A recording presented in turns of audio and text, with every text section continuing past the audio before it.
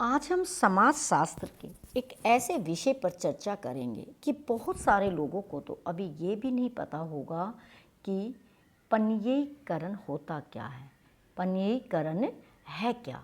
तो देखिए, भारत के समाज में पहले हमारे पूर्वजों ने कभी ये कल्पना भी नहीं की थी कि कभी कभी इन चीज़ों को भी बेचा जा सकता है। और दूसरे शब्द में इसको कहा जाता है कि वस्तुकरण। दूसरे शब्द में हम इसको क्या कहते हैं? वस्तुकरण। तो देखिए, भारतीय समाज बहुत ही सरल समाज रहा है जो अपनी ग्रामीण व्यवस्था पर आधारित रहा है। यहाँ पे वस्तुओं को अदला बदली करने की प्रक्रिया तो चलती थी। एक अपनी आवश्यकता के लिए किसी से कुछ लेना, किसी को देना, उन चीज़ों का आदान प्रदान हुआ करता था।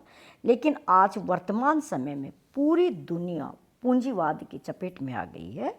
पूंजीवाद पूर्ण रूप से क्या हो गया? विकसित हो गया है। और जो छोटे छोटे नगर थे वो कस्बों में परिवर्तित हो गए, और बड़े नगर थे वो महानगरों में परिवर्तित हो गए। और अपने आप में हर एक छोटे छोटे मार्केट जो हुआ करते थे वो बड़े बाज़ारों में तब्दील हो गए हैं। बाजार का महत्व बढ़ गया है, इसीलिए कहते हैं कि बाजार एक सामाजिक संस्था है। आज का अपना विषय है वो है वस्तुकरण। वस्तुकरण। अब देखिए, हर चीज़ का वस्तुकरण हो गया है। हर चीज़ का वस्तुकरण का मतलब क्या है कि जीवन के हर क्षेत्र में सिर्फ बाजार की उपयोगिता बढ़ गई है।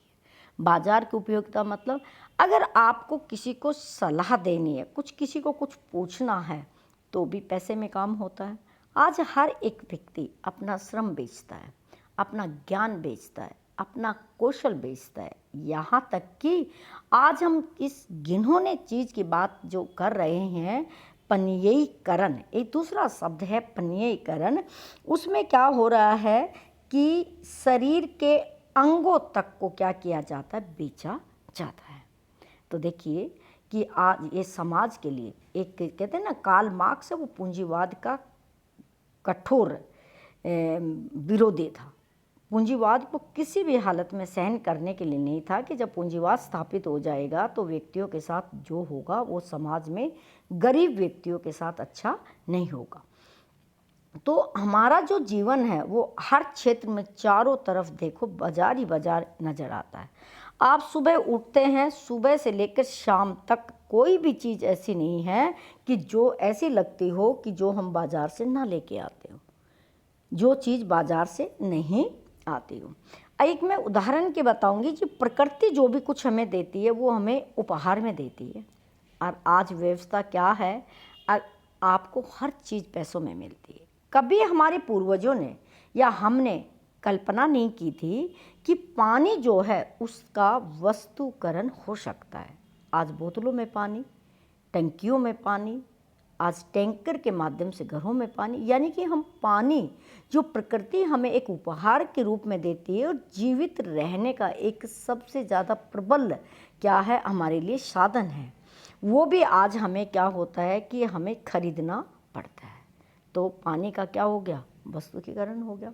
पहले कभी किसी ने नहीं सोचा था, पानी जहाँ जाओ तालाब से, कुएं से, सबको फ्री में पानी पीने का सब तरीके से आधार था। आज इसका भी, पानी का भी क्या कर दिया? बाजारीकरण कर दिया गया है। कितने तरह के पीने के पानी के ब्रांड आज बाज़ारों में हैं। रेल पिए, नीर पिए, बिसलरी पिए, वो पिए, वो पिए, टाटा का आ गया, वो आ गया। तो ये सारी चीज़ें क्या होती है? ये पानी का एक तरह से क्या कर दिया है इन्होंने? मार्केटिंग कर दी है। तो पानी का क्या कर दिया? वस्तुकीकरण कर दिया। अब जब व्यक्ति कोई बीमार हो जाता है, देखिए, हम जब भी सांस लेते हैं तो हमें ऑक्सीजन की ज़रूरत पड़ती है, हम खुले हवा में घूमते हैं, उसके लिए प्रकृति को हम कोई पैसे नहीं देते हैं। लेकिन जब किसी व्यक्ति को कोई किसी तरह की प्रॉब्लम हो जाती है तो उसको हॉस्पिटल में ले जाया जाता है, वहाँ उसको ऑक्सीजन भारी भरकम पैसे दे के दिया जाता है। ये भी क्या हो गया? हवा का वस्तुकीकरण हो गया।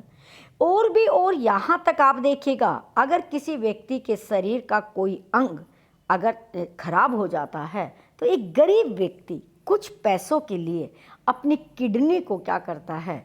किसी को बेच देता है। इससे ज़्यादा और क्या वस्तुकीकरण होगा। ऐसा कभी भी, वैसे प्राचीन समय से माना गया है कि दास प्रथा का भी विरोध किया गया है। किसी के शरीर को बेचना और शरीर के अंगों का सौदा करना कानूनी अपराध है, लेकिन ये बाजार बन गया है कि कोई भी गरीब व्यक्ति अगर उसको पैसे की ज़रूरत है तो वो अपनी एक किडनी किसी व्यक्ति को क्या कर सकता है, बेच सकता है। क्योंकि पूंजीवाद जीवन के हर पहलू पर हावी हो गया है। जीवन का हर पहलू हमारा वस्तुकरण हो गया है। चाहे आप कभी भी कहीं भी किसी भी चीज़ के देखिए, हर चीज़ हमारी क्या हो गई है, पन्नीयीकरण हो गई है। ये समाज का एक संवेदनशील मुद्दा है, इसके ऊपर विचार एक होना चाहिए, होता भी है, लेकिन क्या किया जाए, अंत में फिर हम निजीकरण और पूंजीकरण के क्या बन जाते हैं, पीछे पीछे चलने वाले बन जाते हैं। पेड़ पौधे बेचे जाते हैं, सब्जियां, हर एक चीज़, यानी कि जो भी चीज़ें हैं उन सब के लिए हमें क्या करना है, ये चीज़ें सारी बाजार में आ गई है। यानी कि वस्तुकरण, जब कोई चीज़ सिर्फ उत्पादन के लिए, उत्पादन इस तरह किया जाता था कि लोगों की रोजी रोटी चले और रोज़ों के लिए काम आता रहे, लेकिन आज हम क्या करते हैं, हम अपना श्रम बेच रहे हैं, अपना कौशल बेच रहे हैं, हम अपनी वस्तुएं बेच रहे हैं, यहाँ की बाज़ार में हम सारी चीज़ें बेच रहे हैं। यहाँ तक कि देखिए, प्राचीन समय में जब घरों में बच्चों की शादियाँ की जाती थी तो कोई रिश्तेदार या कोई गांव का व्यक्ति या कोई पड़ोसी क्या करता है, एक दूसरे के घरों को मिलाता है और बच्चों की शादी करवाता है। आज वही काम बड़े बड़े शहरों में, क्या छोटे छोटे शहरों में लोगों ने मैरिज ब्यूरो खोल लिए और क्या किए जाते हैं, उनके एक साइट के ऊपर उनके डाटा ले लिए जाते और उनको कुछ फीस लेकर उनका फिर क्या करवाया जाता है, विवाह करवाया जाता है। तो क्या हो गया, ये भी वस्तुकरण हो गया। किसी को सलाह लेनी है, परामर्श लेना है, हर चीज़ का क्या हो गया, वस्तुकरण हो गया। इसी को हम दूसरी भाषा में पन्नीयीकरण कहते हैं। ये प्रश्न बहुत आता है, जहाँ भी समाज शास्त्र में बड़ी बड़ी परीक्षाओं में इस तरह के प्रश्नों को क्या किया जाता है, पूछा जाता है। वस्तुकरण और पन्नीयीकरण क्या है? जो चीज़ प्रकृति के द्वारा हमें उपलब्ध होती है, अगर किसी व्यक्ति के अंदर कोई टैलेंट है, आज ये भी वस्तुकरण है। अगर आप में डांस की कला है, आप में स्पीकिंग की कला है, आपके अंदर और कोई कला है, तो उसको आप क्या करते हैं, एक ऑफिस बनाकर या एक ट्रेनिंग सेंटर बनाकर लोगों को आप देते हैं, तो वो क्या है, वस्तुकरण है, पन्नीयीकरण है।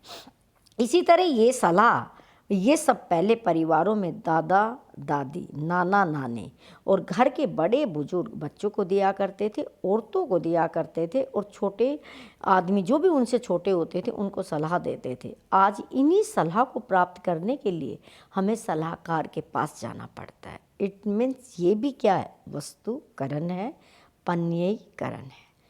तो क्या हो गया, समाज अपने आप के, अपने धरातल को समाज ने ख़त्म कर दिया। हर चीज़ को क्या कर दिया, मार्केट में बोली लगा दी है, उसको बेचा जाता है और उसको प्रयोग किया जाता है।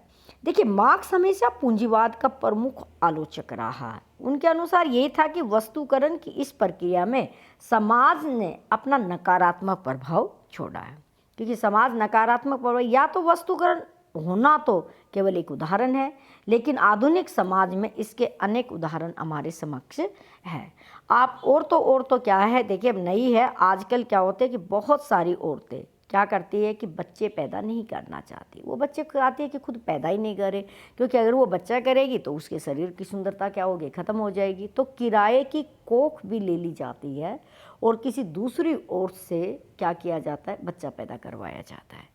तो वो भी क्या, अपने शरीर का, अपनी कोख का क्या कर रही है, पन्नीयीकरण कर रही है।